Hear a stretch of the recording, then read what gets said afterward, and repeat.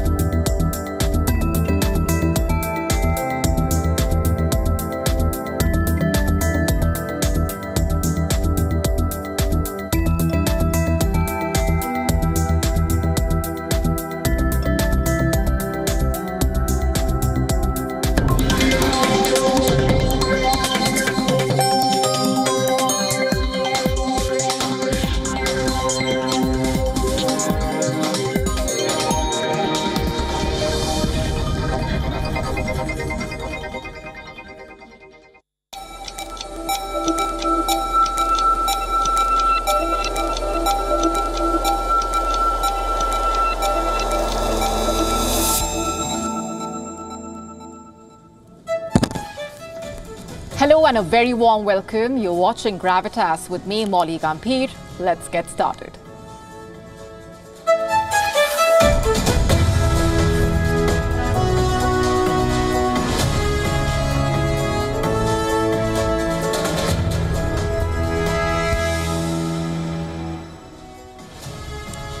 Our top story tonight focuses on China's ring around India. We talk about what's happening in the Maldives, Bangladesh, as well as Sri Lanka, and why the developments there are of concern, and how it all boils down to power and influence.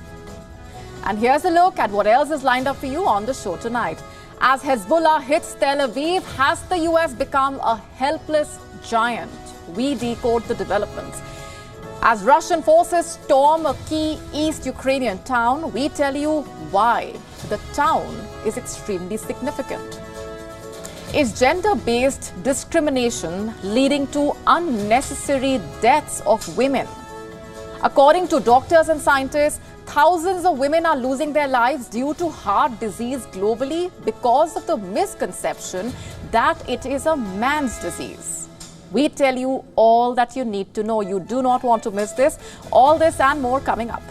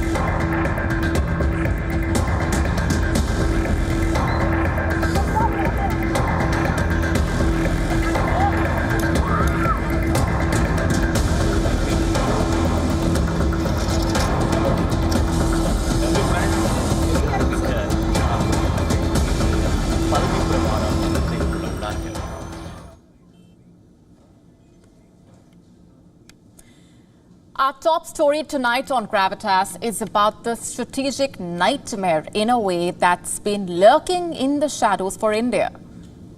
For long, India has dreaded the prospect of being encircled by countries leaning towards China, and now it seems that fear is moving closer to reality. With the recent political shifts across its neighborhood, India finds itself increasingly encircled by countries aligning themselves with Beijing.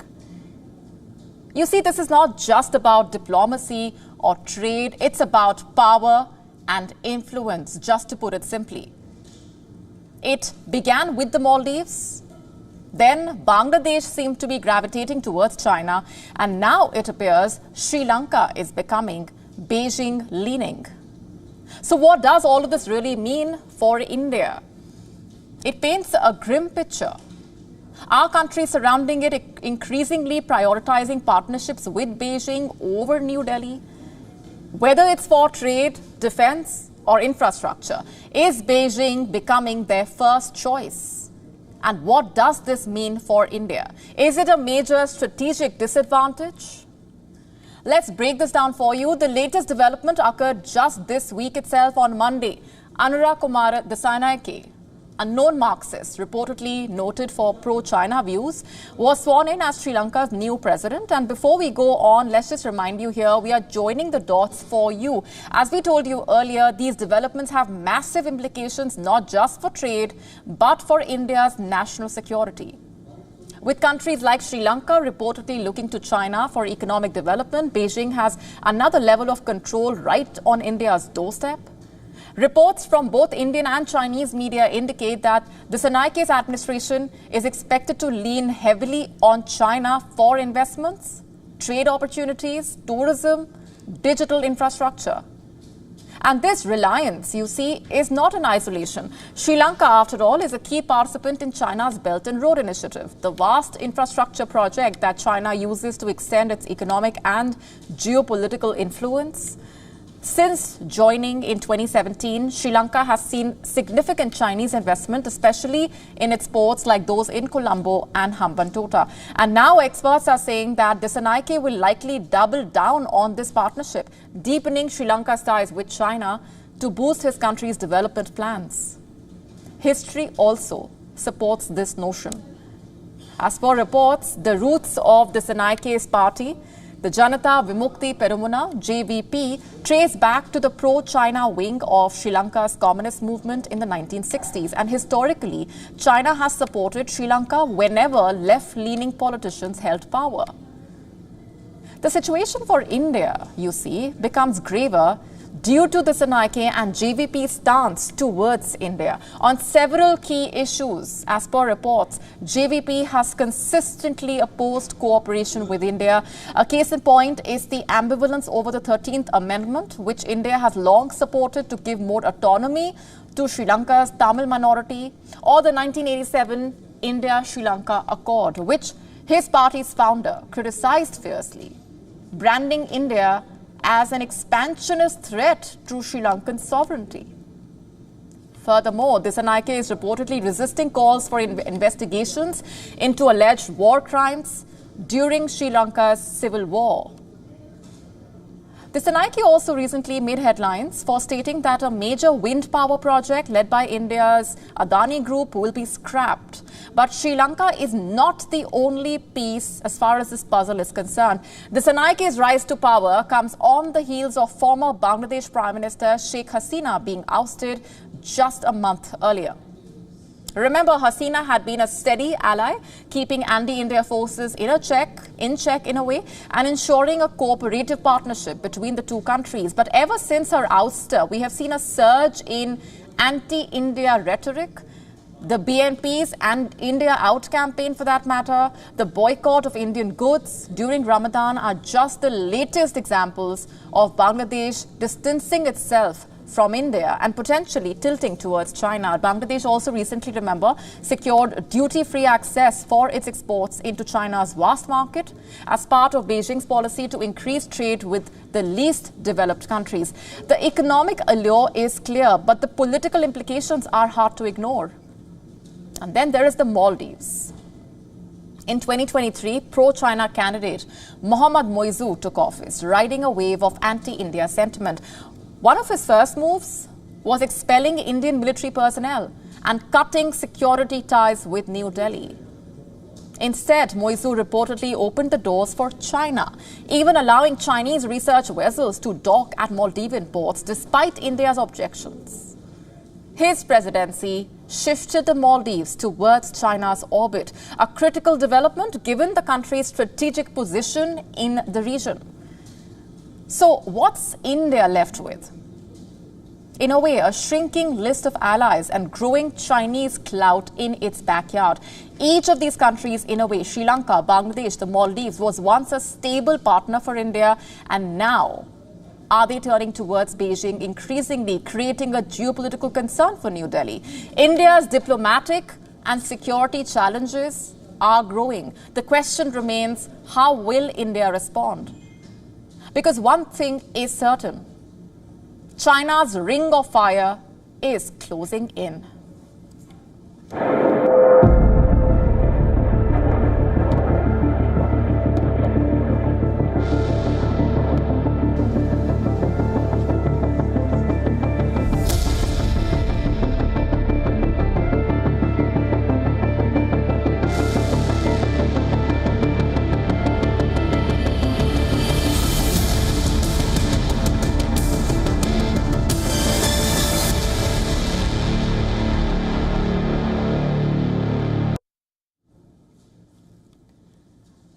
As Hezbollah hits Tel Aviv, has the US become a helpless giant? And here's why we are asking that question. The scope of hostilities between Israel and Hezbollah has only widened. Israel has launched a new wave of strikes against Hezbollah in Lebanon. Senior Hezbollah figures have been killed in Israeli strikes. Nearly 560 people, including children, have lost their lives this week in Israel's bombing campaign on Lebanon. Thousands of people have been injured. Tens of thousands have been forced to flee. On the other side of the border, Hezbollah has targeted Tel Aviv with a missile for the first time. Hezbollah has fired surface-to-surface missiles, projectiles and drones at Israel. Hezbollah's ally, Iran, has warned Israel. Iran's supreme leader, Ayatollah Ali Khamenei, has said that killing Hezbollah commanders will not bring the group to its knees. Yes, Israel is hurting Hezbollah. Some of the effective and valuable elements of Hezbollah were martyred. It was a loss, but this was not a loss that destroyed Hezbollah. The organizational and human strength of Hezbollah is much more than these words. Their authority, ability, and strength are much more than these words to be seriously affected by these losses. Of course, the loss of a person, especially if he is a commander and has a history of jihad, is a loss. There is no doubt about it. Therefore, they have won so far, and by God's grace and power, the final victory in this battle belongs to the resistance and the Hezbollah front. Meanwhile, as Benjamin Netanyahu puts Israel in existential danger, several hostages continue to be abandoned in the Hamas tunnels for 355 days now. All this is US President Joe Biden's worst nightmare. On Tuesday, with 4 months left in office, when Biden stepped up to the green marbled lectern at the UN General Assembly, he reiterated that full-scale war is not in anyone's interest. He said that even if the situation has escalated, a diplomatic solution is still possible. Since October 7, we've also been determined to prevent a wider war that engulfs the entire region. Hezbollah, unprovoked, joined the October 7th attack, launching rockets into Israel. Almost a year later, too many on each side of the Israeli-Lebanon border remain displaced. A full-scale war is not in anyone's interest. Even if the situation has escalated, a diplomatic solution is still possible. In fact, it remains the only path to lasting security to allow the residents from both countries to return to their homes and the border safely. And that's what we're working tirelessly to achieve. American officials are working overtime to restrain Israel, their key regional ally. At the same time, the U.S. is seeking a diplomatic outcome. At a time of high tension, risk of escalation in the region is acute, and I know that we are all very much focused on that. The best answer is diplomacy. And our coordinated efforts are vital to preventing further escalation and to paving the path to greater peace and stability. Israel says its actions are aimed at disarming the Lebanese group so that Israeli residents can return to their homes in the north. Meanwhile, Hezbollah says it's been striking Israel to deter and degrade Israeli attacks on Palestinians in Gaza. But months of shuttle diplomacy by the US officials have resulted in nothing in a way. Even though Biden has spent his last year as US president trying to prevent the war in Gaza from spreading, he has realized that his power has reached its limit. As Israel and Hezbollah ramp up the hostilities, America is increasingly looking like a helpless giant. According to reports, in the days leading up to Israel's latest strikes against Hezbollah, US officials reportedly warned the Israeli government that escalating hostilities with Hezbollah would likely send the entire region towards war. The US reportedly told Israel that a diplomatic solution with Hezbollah was still possible. The Americans discouraged Israel from undertaking a new military campaign as it could derail peace efforts. Welcome to Doha. It's good to see you. Very good to see you as well. Pleasure.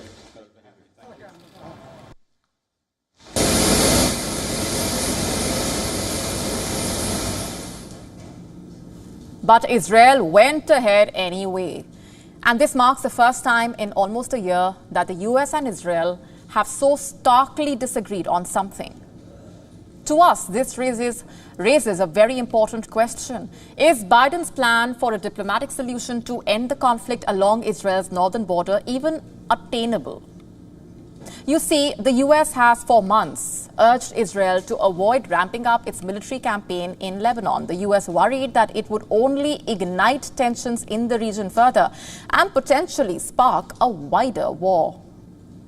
And in the past few months, Washington even passed that message to Netanyahu's team through various diplomatic channels, through phone calls, through meetings in Washington and Israel. Israel had largely agreed with the US proposed diplomatic effort, but that was until late August, when the Gaza ceasefire talks stalled. And that is when Israel saw an opening. In meetings last week, Israel reportedly made it clear to the Americans, according to Israel, Hezbollah showed no signs of wanting to engage in diplomatic talks. Israel hinted that it was ready to ramp up the pressure on the Lebanon-based group. US officials say they were given no advance warning about the pager and walkie-talkie attacks against Hezbollah last week. Israel, for that matter, is believed to have been behind those attacks, though it has not directly claimed responsibility. It looks like neither Israel nor Hezbollah are willing to dial down the tensions. So far, the Israeli Prime Minister appears resolved to continue the campaign in Lebanon. The Israel Defense Forces said this week that they are planning on ramping up attacks in the coming days. On Tuesday itself, the IDF Chief of Staff, Lieutenant General Herzi Halevi, said, and I'm quoting, Hezbollah must not be given a break. But if the violence escalates, it risks pulling Israel and Hezbollah into an all-out war, a scenario that the Biden administration has long tried to avoid. While to many the attacks may already feel like a war, Hezbollah is yet to fully retaliate for Israel's recent attacks. Hezbollah has not yet crossed the key red line, which is the use of their precision-guided missiles. They say they have hundreds of them. And these Hezbollah missiles, you see, could cause tremendous damage to Israeli population centers. Just how devastating will Hezbollah's revenge be? It's hard to say, but this much is clear. If and when Hezbollah responds to Israel's strikes, it could pull both sides deeper into the tit-for-tat strikes that could eventually add up to a much bigger conflict. Hezbollah says that it will not agree to a deal with Israel until a ceasefire is reached in Gaza.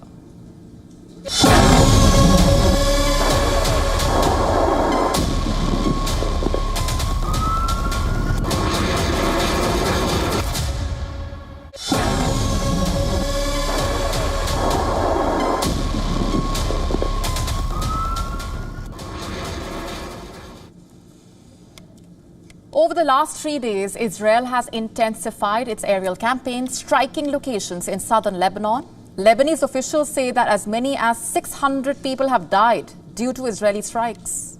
That, by the way, is the largest number of casualties since the 34-day war with Hezbollah in 2006. And it basically means hostilities between Hezbollah and Israel have already become more violent than in any of the flare-ups in the past. But US officials still sound optimistic. They say that they can help broker a diplomatic deal between Israel and Hezbollah. That is at least what Biden said at the UN. But the Israel-Lebanon crisis is already on the brink. Biden's calls for restraint from the podium of the UN, like his pleas for Israel and Hamas to reach a ceasefire deal, are being heard in the hall, but not in the region. In recent weeks, the rift between the US and Israeli leadership has become more apparent. On several occasions, the US has failed to restrain Israel. Take Israel's Rafah invasion, for instance. It was one instance where the Biden administration did something material to try and constrain Netanyahu. The White House delayed a shipment of bombs to convey its opposition to the Israeli campaign in Gaza, but it did not work. Israel invaded Rafah anyway. The US administration had to release part of the delayed shipment. It's because Israel has learned not to ask the US.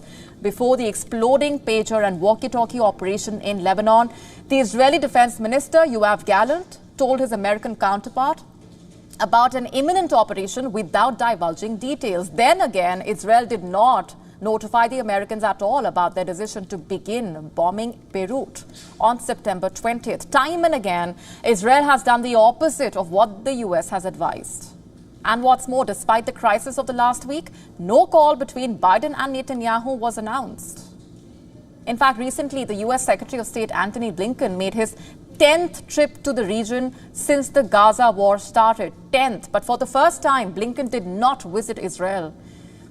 No wonder then questions are being raised on Washington's apparent inability to use its influence on Netanyahu. The US has failed to broker a Gaza ceasefire deal. Can Washington prevent an all-out Israel-Hezbollah war? With only 4 months left in office, can Biden achieve a breakthrough? Biden is in New York this week, where he is expected to huddle with other leaders to try and bring about a ceasefire and hostage deal in Gaza. Reports say that behind the scenes, hectic discussions are underway. The US is reportedly presenting allies with potential plans to end the conflict between Israel and Hezbollah. Will it work is the question. Can the US end the conflict from turning into a full-fledged war? We will have to wait and watch for that answer.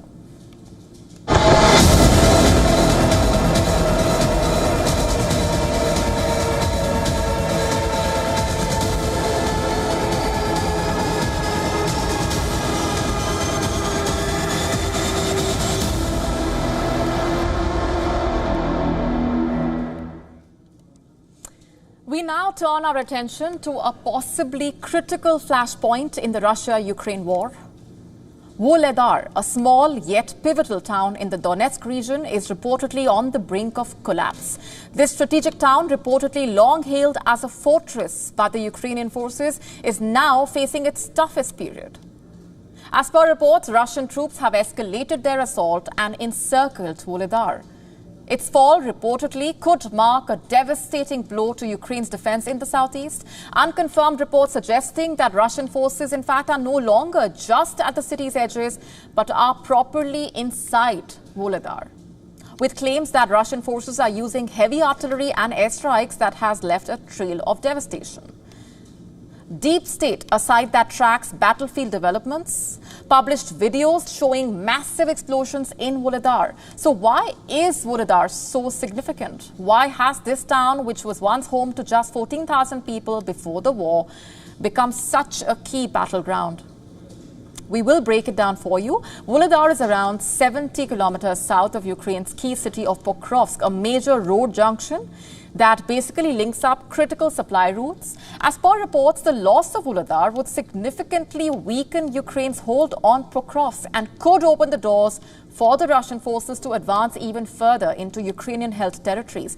It is reportedly a key logistical point for Ukraine's defense in the region and is located at the intersection of multiple crucial roadways, including a road that links up with Vodian, Kostian, Tenivka and Kurakhove. If Volodar falls, experts believe that Ukraine risks losing control over its southern defensive line. And you see, it's not just about the town itself, it's about the bigger picture here. The Russians have reportedly been making gains to the east, moving towards Pokrovsk. And if they manage to take Volodar as well, the Ukrainian forces would be trapped between two advancing fronts, potentially leading to a full encirclement of their positions in this part of Donetsk. As per reports, Russia had attempted to seize Volodar early this year, but were unsuccessful. Russian forces reportedly then adapted and changed their tactics. Instead of throwing tanks at fortified Ukrainian positions, they have started using smaller, faster units, including dirt bikes, to navigate through the rough terrain. But these changes, as per reports, only gave the Russians small gains. And experts have said that instead of attacking Volodar directly, Russia recently adopted attacks from the flanks and hitting Ukraine military's weak point that has given a strong foothold, capturing nearby villages like Vodian and Prechestivka. Reportedly, Russian forces are now just a few kilometers away from completely cutting off the main supply route to Volodar. The Ukrainian General Staff has acknowledged that Russian troops have attempted to seize positions in the area 8 times in recent days, but did not divulge any more details. Despite multiple reports indicating otherwise, Donetsk region governor Vadim Filashkin has not just denied that Russian troops are inside Volodar, but they are not even in the outskirts of the town. No enemy's troops on the outskirts of the town. Groups of saboteurs are entering the town, but our defenders are trying to knock them out. The town has not been captured, and let's hope that this will not happen. The question now is, can Ukraine hold on, or is this just the start to the end? Reportedly, Volodar has been a symbol of Ukrainian resistance. For years, this small town has stood in the way of Russia's goal of taking full control of Donetsk Oblast.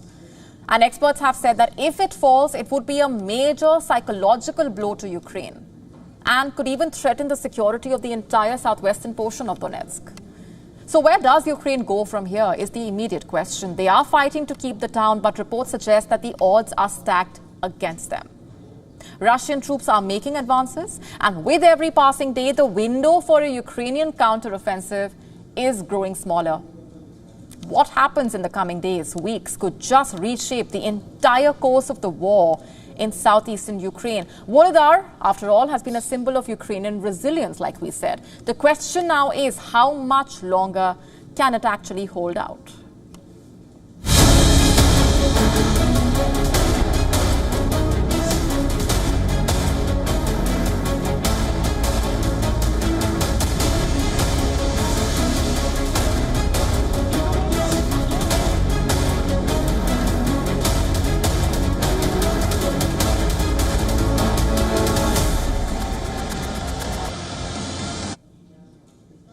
On Wednesday, China test-fired an intercontinental ballistic missile for the first time in decades. China stated that it launched the ICBM carrying a dummy warhead into the Pacific Ocean. Now, this is rare. China's nuclear weapons tests usually take place domestically. This is the first time since the 1980s, in fact, that China launched an ICBM into international waters. Remember, ICBM is a ballistic missile with a range greater than 5,500 kilometers. It is primarily designed to carry nuclear weapons, and naturally, it raised international concerns about China's nuclear buildup. And it has also put the spotlight on China's rocket force. Tonight on Gravitas Deep Dive, we tell you all about China's rocket force. According to China's defense ministry, it was the PLA's rocket force that launched the ICBM as part of a routine arrangement of the rocket force's annual military training. The Ministry of National Defense has issued a news release stating that at 8:44 a.m. today, the rocket force of the Chinese People Liberation Army successfully launched an intercontinental ballistic missile with a simulated training warhead into the relevant high seas of the Pacific Ocean, which accurately landed in the predetermined sea area. The missile launch was a routine arrangement for annual military training in line with international law and practice and was not directed against any particular country or target. Have a look at this map now. This is how far Chinese missiles can reach, meaning all American bases in the Asia-Pacific, including Guam, are within range of precision missiles from the Chinese mainland. The question is, who is responsible for this? A secretive Chinese military unit, the PLA's rocket force. In fact, China's rocket force arsenal is regarded as the crown jewel of the Chinese army in recent years. The rocket force has test-launched more ballistic missiles than the rest of the world combined. It controls one of the largest and most diverse land-based missile forces in the world. Not much is known about the rocket force, but Western news agencies do say that the PLA rocket force oversees both conventional as well as nuclear missiles for China. In fact, China has repeatedly increased its missile arsenal. And this, you see, is a challenge for the US. America considers this as its main threat in the region, in fact, and its greatest security challenge in the long term.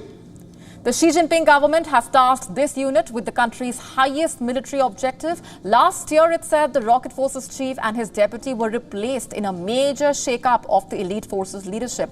And this was after they were not seen in public for months.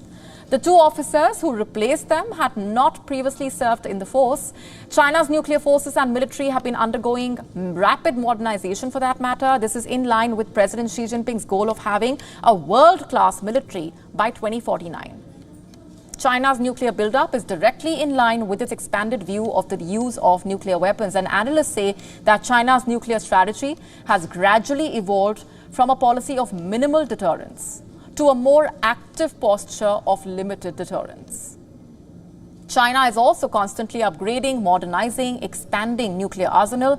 Reports speculate that China's nuclear arsenal may even be larger than what it publicly claims. The conventional arm of the rocket force is the largest ground-based missile force in the world, by the way. It has conventionally armed ballistic missiles, cruise missiles, anti-ship missiles. These are enough to attack every US surface combatant vessel in the South China Sea. Not just that, the rocket force has been elevated from second artillery force to a full service equivalent to the Army, Navy and the Air Force. It shows China's increased reliance on missile forces at the operational and strategic levels. But what really is the rocket force's main focus, you ask? As per Western experts, it is Taiwan and the South China Sea. But reports also say that it maintains capabilities against the Korean Peninsula, India, Russia, and the United States. Sure, China's growing missile arsenal has not yet been proven in a real-world battle, but Washington has come to view China as a rival, determined to displace the US in the region. In fact, the Pentagon is now scrambling for new weapons and strategies to counter the PLA's rocket arsenal. China is not really keeping its long-range strike capability a secret, after all. It is advertising its ability to deliver long-range strikes. It basically sends a signal that China is expanding control over vast swathes of the South China Sea around Taiwan and the East China Sea. Upon close monitoring of China's numerous test firings of missiles, US military officials are convinced China's rocket force is a genuine threat. And the question is the US prepared for the China missile challenge? Is the world prepared for it?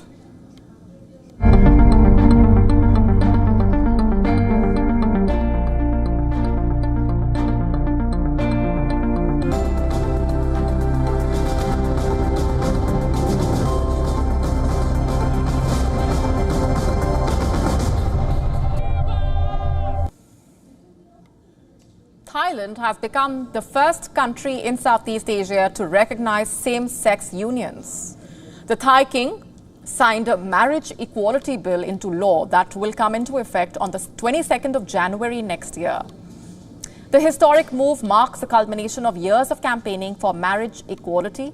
The new law uses gender-neutral terms in place of husbands, wives, men, and women. Importantly, it grants same-sex couples adoption and inheritance rights. Very crucial.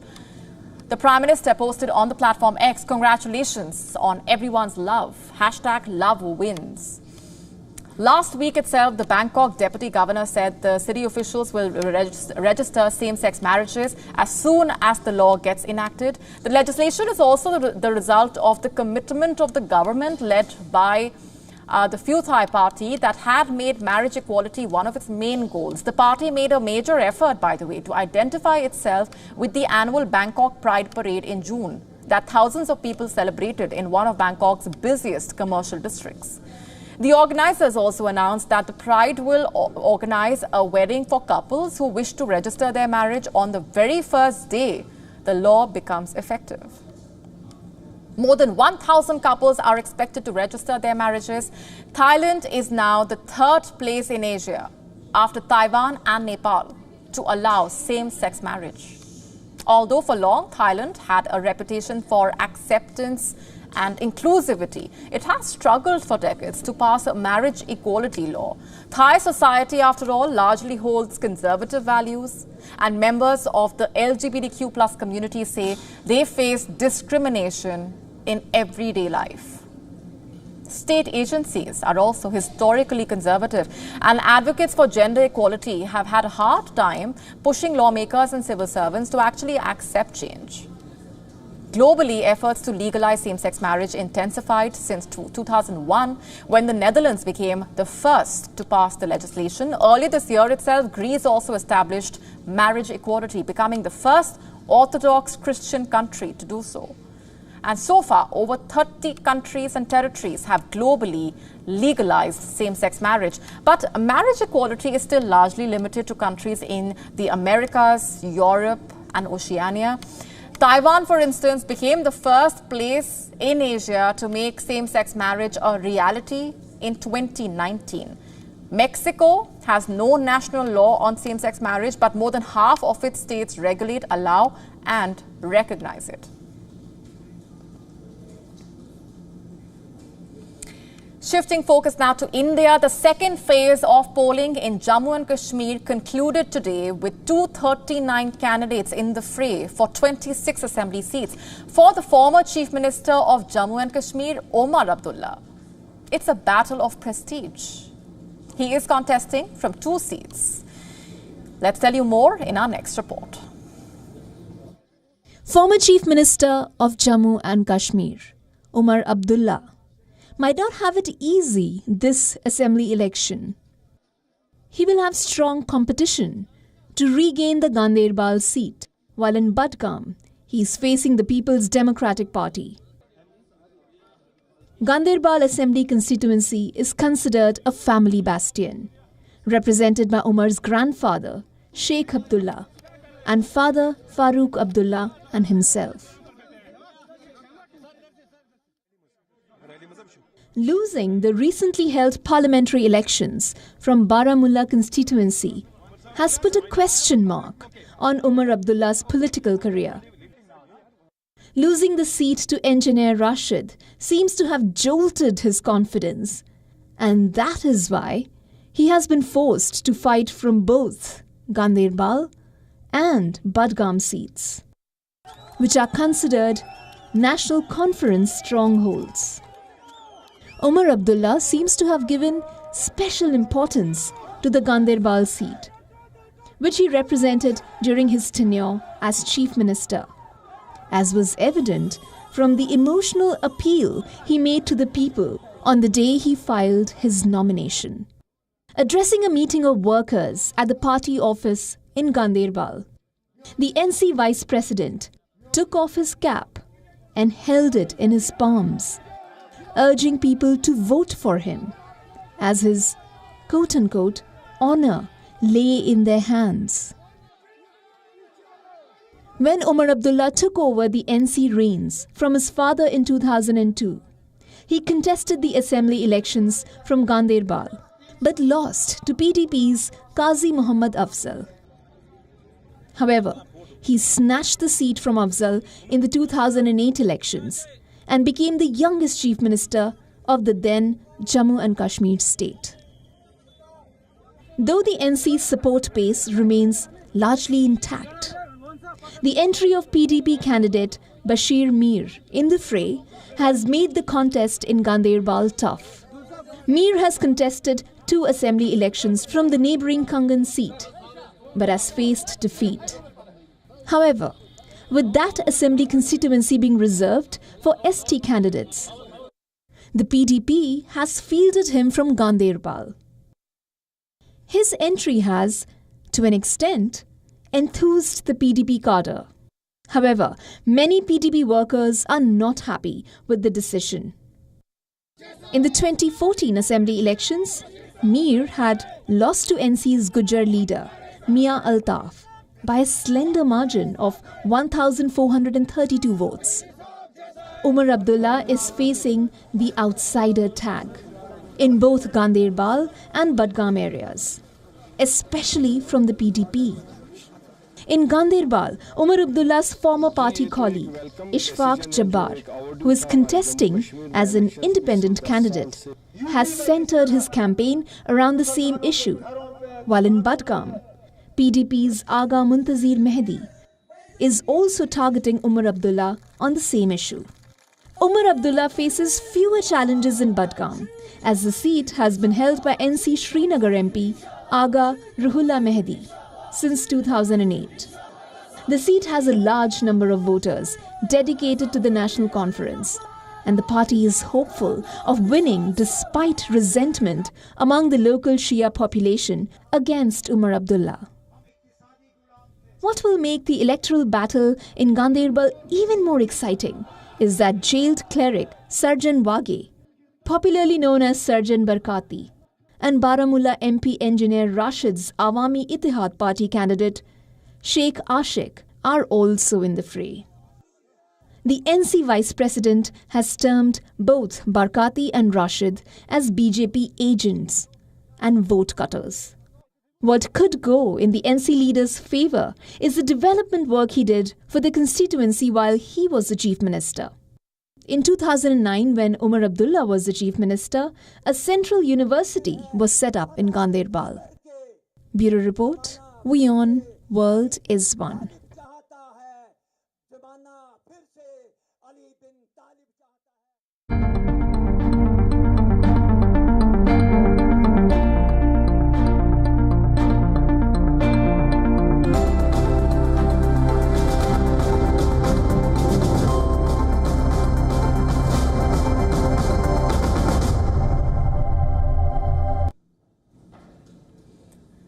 Can you imagine that in the 21st century, women are forced by law to adopt their husband's last name after marriage? Bizarre, right? But that is exactly what's happening in Japan, which reportedly is the only country that actually compels women to take their husband's last name. A matter which is not just a question over names. It's a fight for identity, autonomy, gender equality. The law, as per reports, dates back to the Meiji era, which ended in 1912.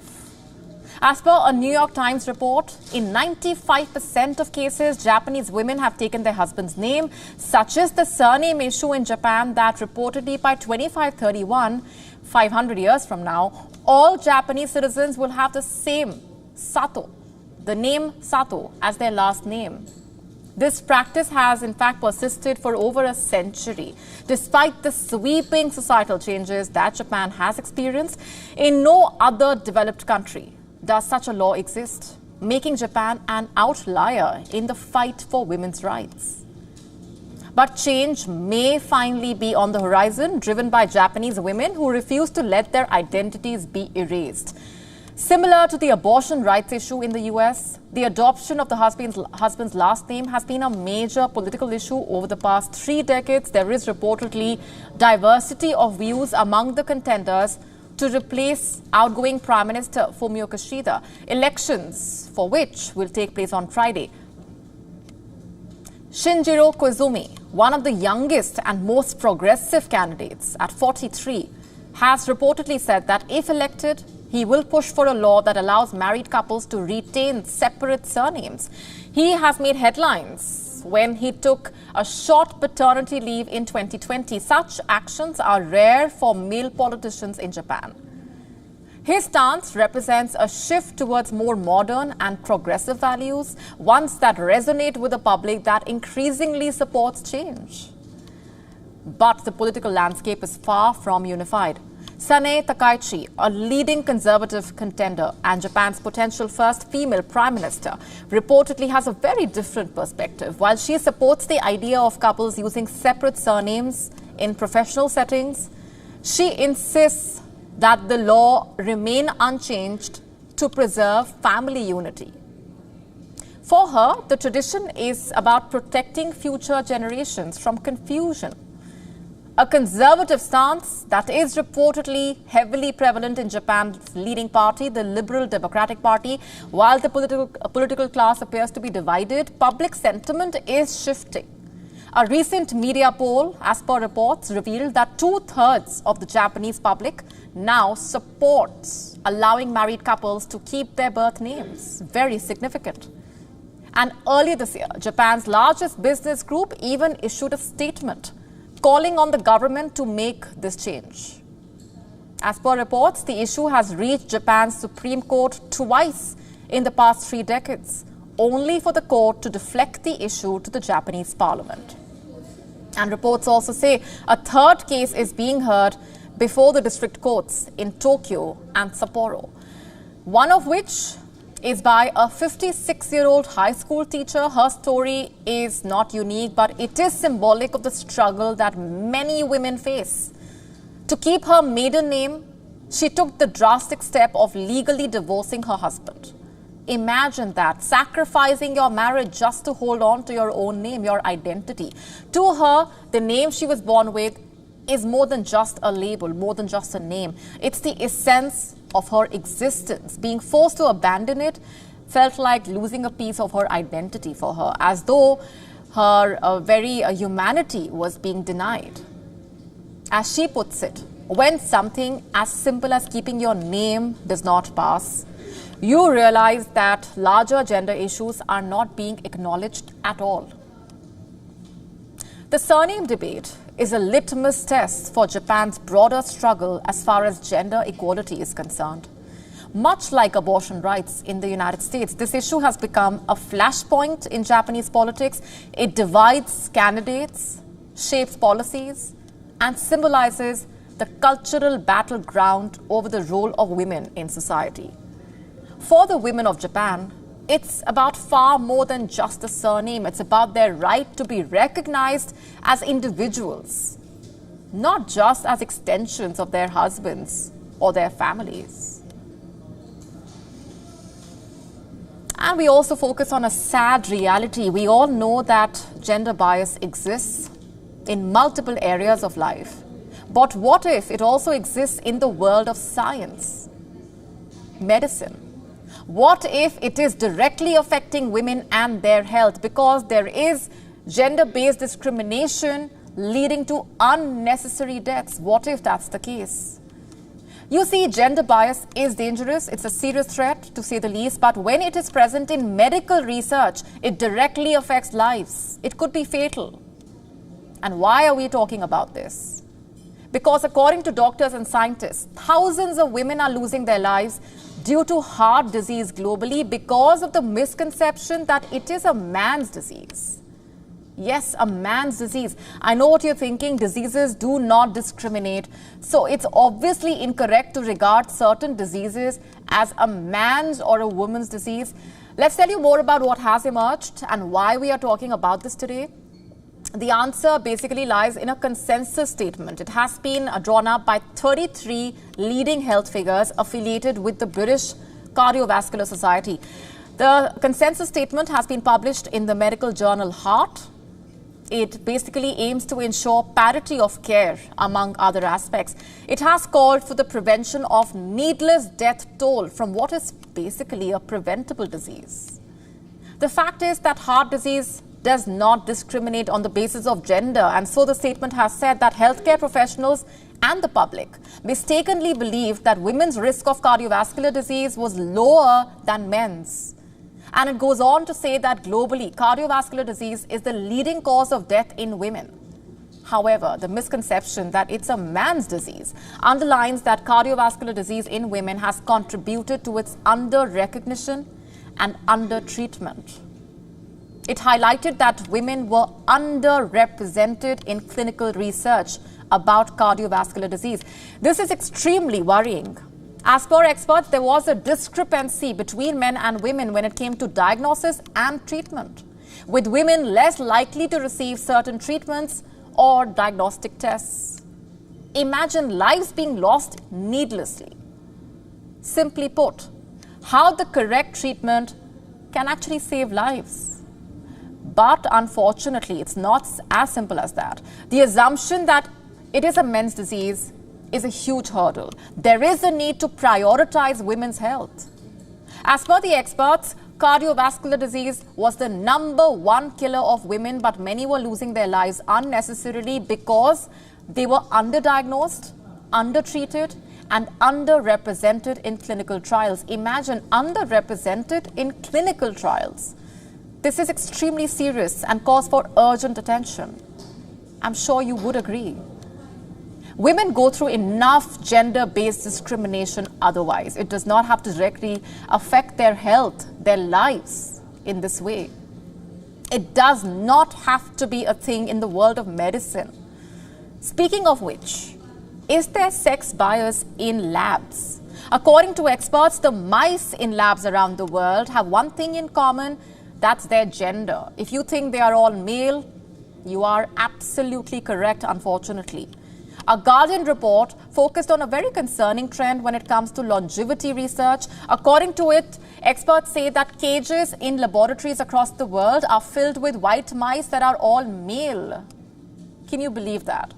I'm quoting from what the report says. About 75% of the drugs that extend lifespan in mice work only on males. The drugs were developed on male mice, then belatedly tested on both sexes, only to discover the females did not respond.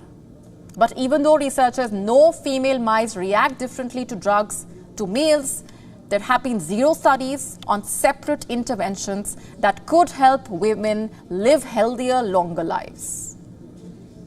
Of course, extending the human lifespan is a crucial challenge and opportunity as well for scientific research today. But is there a sex bias in lifespan research? Is science affected by gender bias? And why should there be such a sex bias at all? And as far as heart disease is concerned, it is about saving lives, not extending lifespan. So a gender bias there is extremely dangerous.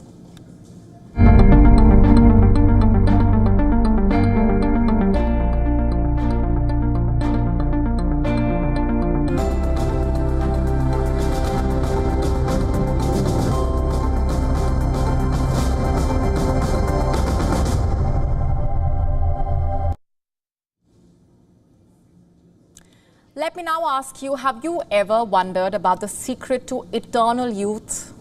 Do you often wonder, how can you stop aging? Well, it turns out that spending less time on your screens can go a long way. Excessive screen time from smartphones, tablets, computers, TVs can lead to what's called digital aging and actually harm your skin.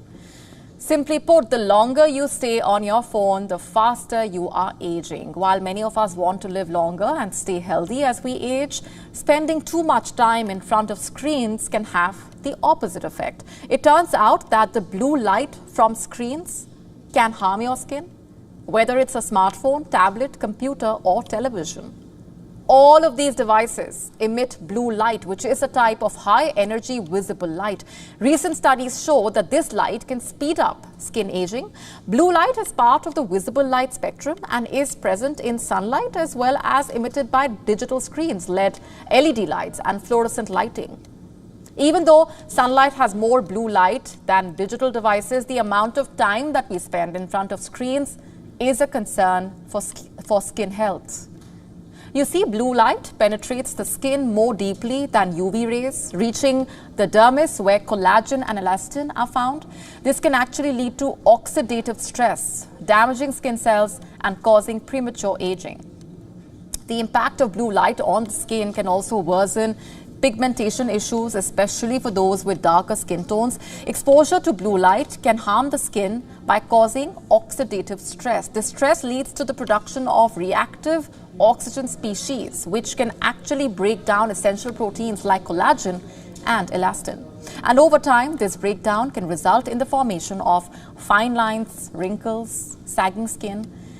Dermatologists say that blue light-induced oxidative stress can also weaken the skin's natural barrier function, leading to increased moisture loss and making the skin more prone to dryness, irritation, and sensitivity. Due to our modern lifestyle and constant exposure to digital devices, the cumulative effect of blue light on the skin is becoming more significant, and this is particularly concerning for younger individuals who spend more time than ever in front of screens. Early signs of digital aging include the appearance of fine lines around the eyes, the mouth, dullness, and uneven skin tone. But here's the thing, blue screens not only make us sit still, but also disturb our sleep patterns. Blue light affects our body's internal clock, which can actually impact the quality and quantity of sleep. It can also disrupt processes related to hormones and neurotransmitters. So if you are struggling to put down that phone, just remember that the longer you are on it, the faster your skin is aging and making you look older. Taking breaks can actually help give your skin a chance to breathe and recover. And with that, it's a wrap on this edition of Gravitas Tonight. This is me, Molly Gampi, signing off. Thanks very much for watching.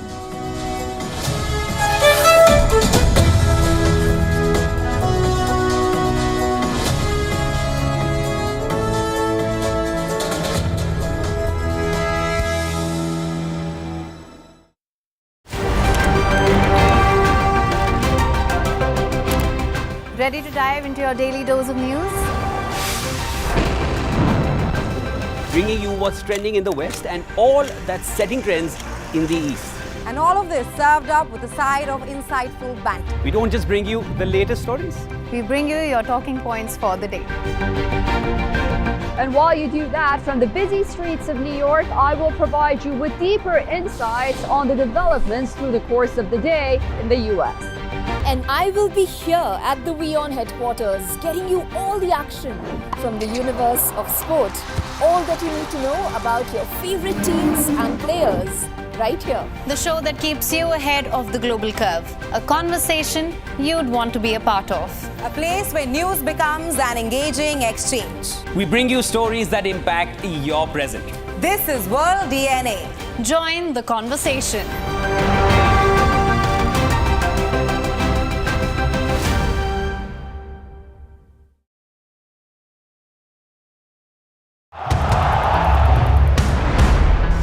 Everyone loves a contest.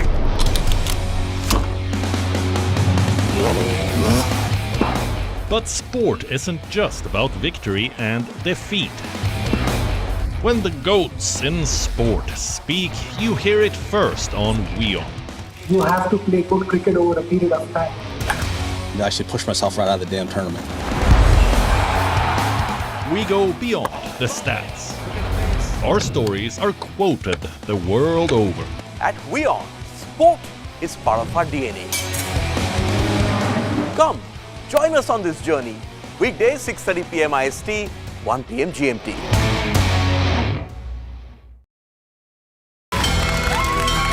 From the bustling trading floors of Wall Street to the vibrant exchanges of Asian stock markets, WION breaks it down for you to make sense of what's happening, as we reveal the key factors behind events, strategic battles, and the game-changing business decisions that shape the world. We bring you all of this and more on World Business Watch.